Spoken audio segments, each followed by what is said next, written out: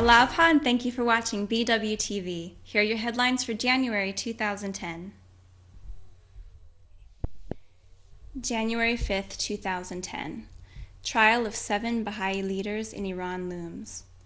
Recent developments in Iran have raised grave concern about the ultimate fate of the 7 Baha'i leaders who are scheduled to go on trial.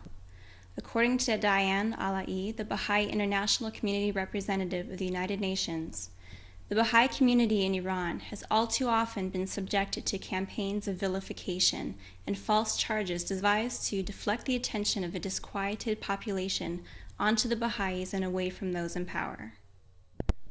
January 6, 2010.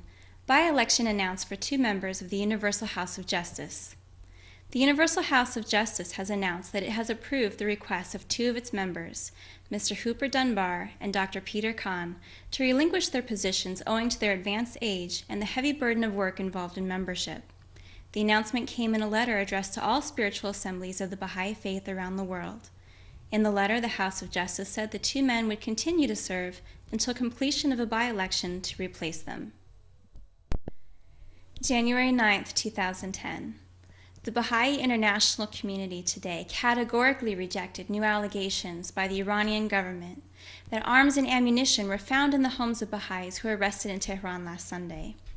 Diane Alaei, the Baha'i representative to the United Nations, said, "Baha'is are, by the most basic principles of their faith, committed to absolute nonviolence, and any charge that there might be weapons or live rounds in their homes is simply and completely unbelievable." January 13, 2010.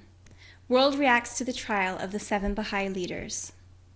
Iran's decision to begin the trial yesterday of 7 Baha'i leaders has triggered a strong international reaction, including a call by Nobel laureate Shirin Ebadi for their immediate release and ultimate acquittal.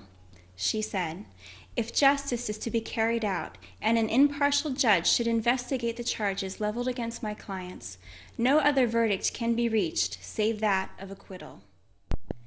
January 28, 2010. Young people aim for a coherent life as they plan their future. More than 1,500 young people from 5 different countries gathered to address the challenge of incorporating faith into all aspects of their daily lives. The House of Justice wrote to the youth, "Central to your role in the present day is to give new vigor to the concept of service. Being devoted to high ideals far removed from purely selfish interests, oriented to advancement of society, and committed to the welfare of humanity." Thank you for joining us at BWTV. Information provided by the Baha'i World News Service of the Baha'i International Community. For in-depth coverage, you can visit news.bahai.org.